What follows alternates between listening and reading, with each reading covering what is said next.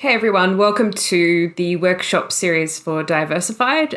This is the guide to how Workshop One's activities will go. So before we start this video, I just wanted to remind you that this has been a project co-produced by students and academics. And so the instructional video you're about to watch has Associate Professor Ian MacArthur running through the process itself. In the spirit of the co-production process, both Ian and Aaron have worked on this part of the workshop with input from the rest of the team as well.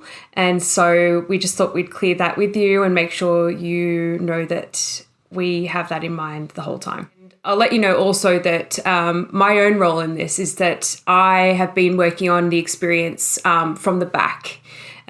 So with my own skill set being a designer, I've been creating the graphics or any sort of multimedia, and by extension, I've been working on the socials. I work on things like the link tree, anything that's been your experience online, and because it's presented much more of a challenge along the way. I've also had help from the academics who've been working alongside us too. So yeah, just setting expectations for you, even though this video has been guided by Ian, it's been a culmination of all of our effort. Hopefully this video helps out for you tomorrow, and so that you can get a clearer idea of where we're going with the workshop series.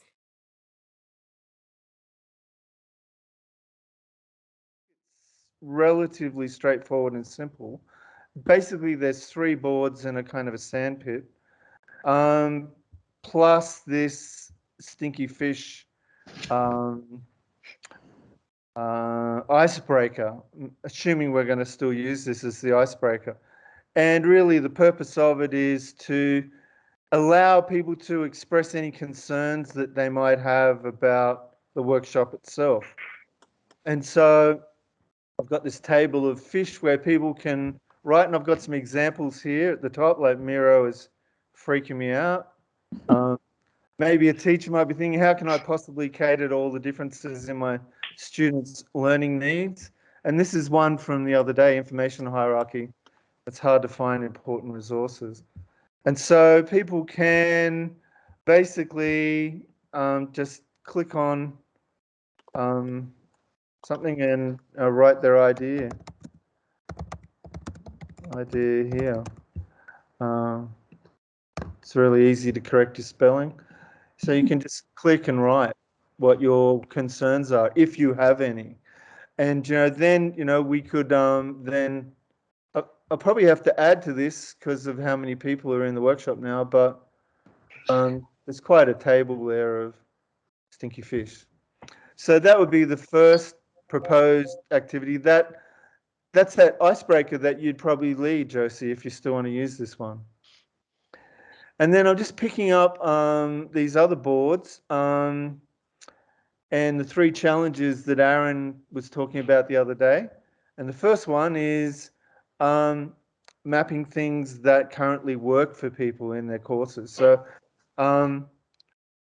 basically, it's to use your words, Aaron, say what you like. So what works, and this is where people can come in and they can grab a sticky note and they can write their input in, or they can draw, or they can do whatever here. And we obviously make that clear and demonstrate that. And then, in the discussion part of that, once we've gathered whatever input happens there, we can get people to kind of drag one of these red dots or some of these red dots over and put them next to points that they think, resonate with them.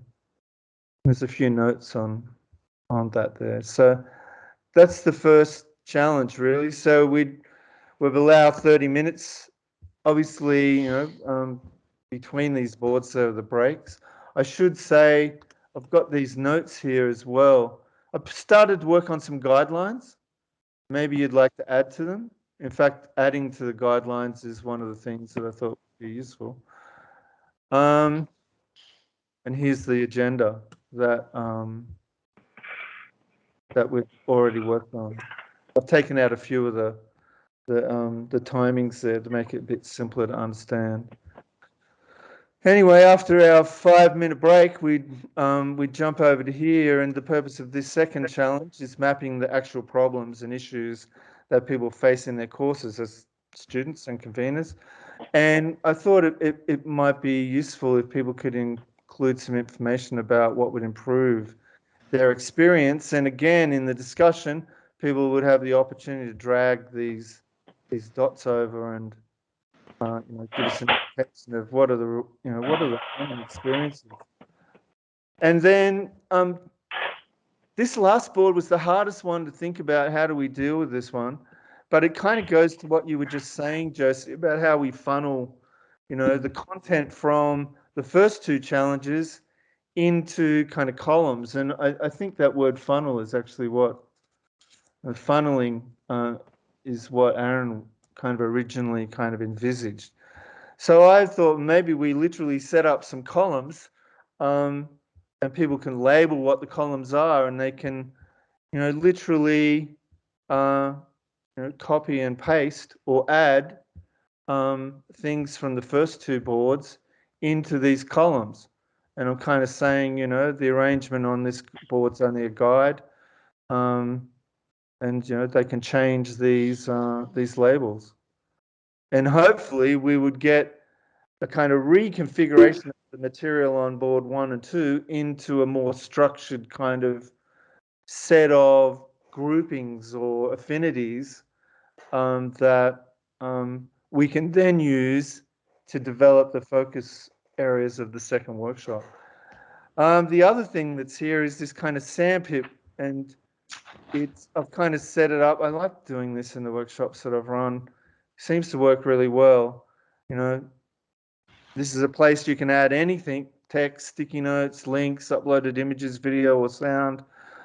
All of that's welcome. Questions, ideas, answers, observations, complaints, anytime during the workshop or even after the workshop.